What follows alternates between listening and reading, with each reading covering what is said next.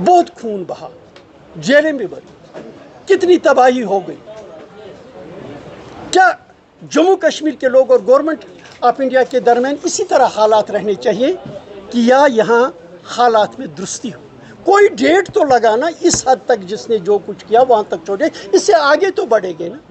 हम क्यों एक ही जगह पर रुक गए बात करके? मसलन इस वक्त एक वक्त था जमात इस्लामी कहीं कुछ और सोचती थी, हुर्रियत वाले बाज़ाब्ता दूसरी बात कहते थे। अब जब जमात इस्लामी भी मेन स्ट्रीम में आ गई, हुर्रियत वाले भी मेन स्ट्रीम में आ गए, क्या गवर्नमेंट ऑफ इंडिया पे ये जिम्मेदारी नहीं कि वो यहाँ के लोगों से बात करें, इनके मसाइल का जान लें, एक एतमाद की फ़िज़ा कायम हो? मसलन इस वक्त यहाँ क्या है, बद एतमादी। जम्मू कश्मीर के लोगों पे एतमाद की ज़रूरत है और यहाँ के लोगों को गवर्नमेंट ऑफ इंडिया पे एतमाद की ज़रूरत है।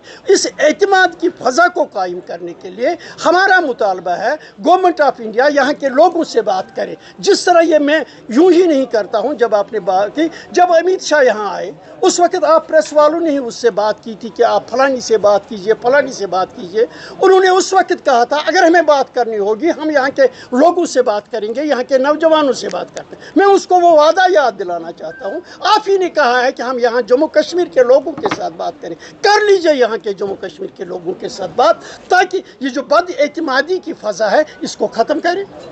अपनी पार्टी ने जिस वक्त पहली शुरुआत की थी, जब यहाँ मुश्किल आते हम गवर्नर से मिले थे, उसमें अपनी पार्टी के चंद लीडर भी मिले थे। उन्होंने उनको का इखराज किया था इस बुनियाद पे ये क्यों गवर्नर से मिली। आज वही लीडरशिप खुद मिल रही है, खुद उनके कहने और करने में तज़ाद है। रहा सवाल, यहाँ मुख्तलिफ वॉइसेस हैं, हर एक की अपनी वॉइस है, लेकिन हमारा ये मानना है अपनी पार्टी का, यहाँ के लोगों ने बहुत सफ़र किया है, यहाँ के नौजवानों ने सफ़र किया है।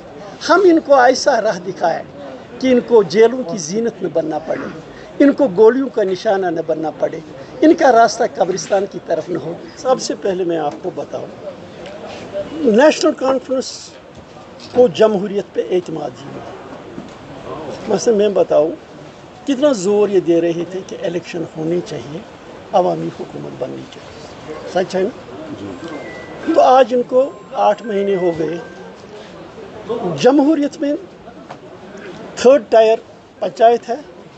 उस वक्त गवर्नमेंट ऑफ इंडिया से, इलेक्शन कमीशन ऑफ इंडिया से बात करनी थी। आज आपको कराने हैं ग्रास रूट डेमोक्रेसी को मजबूत, 3rd टायर को बनाने, कर लिया। क्यों? क्योंकि इनके MLAs कभी नहीं चाहते हैं कि यहाँ आवाम बाइख्तियार हो। जब पंचायत बनेगी, जो इस वक्त MLA यहाँ का पंचायत ठेकेदार बन गया है, पंचायत काम बांटने वाला बन गया है, वो कहाँ चाहेगा कि मेरा इख्तियार अब्दुल करीम जो सरपंच बने उसको मिले? वो कहाँ चाहे कि BDC बने? ये इन प्रैक्टिस नेशनल कॉन्फ्रेंस जो है ये जमहूरियत की दुश्मन है, क्योंकि इनको डेमोक्रेसी में एतमाद ही नहीं। रहा सवाल जो वादे इन्होंने किए, जब ये मैनिफेस्टो बनाते हैं, इनका पुराना तजुर्बा है, लोग भूल जाते हैं और हकीकतन लोग भूल जाते हैं। इन्होंने कहा कि हम 370 को वापस लाएंगे, ना आज लोग इनसे पूछते हैं न उनको कुछ कह रहे। जो ही इन्होंने हुकूमत संभाली तो क्या कहा, ये तो बेवकूफ़ी होगी जो इस हुकूमत से 370 की बहाली की बात करेगा।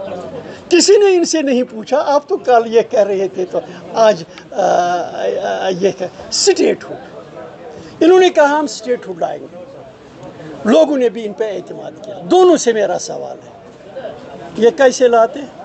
इनके पास कौन सा इख्तियार था? लोगों ने भी गलत सोच से इनको सपोर्ट किया, उन्होंने इनको धोखा दे दिया।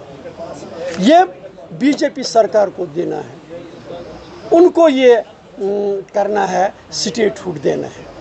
लेकिन लोगों ने जब नेशनल कॉन्फ्रेंस को सपोर्ट किया, वो कहेंगे ना जिनके हाथ में इख्तियार था उन पर आपने भरोसा नहीं किया, आपने उन पे भरोसा किया जिनके हाथ में कुछ नहीं। ज़रा देखिए,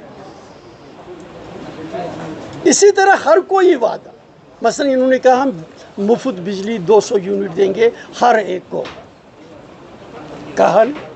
लेकिन आज मुझे बताइए, इन्होंने 200 यूनिट फ्री दिए किस तबके को? जो AAY है, वो है गाँवों में जहाँ 200 चूल्हे हैं, 10 चूल्हे ऐसे हुए।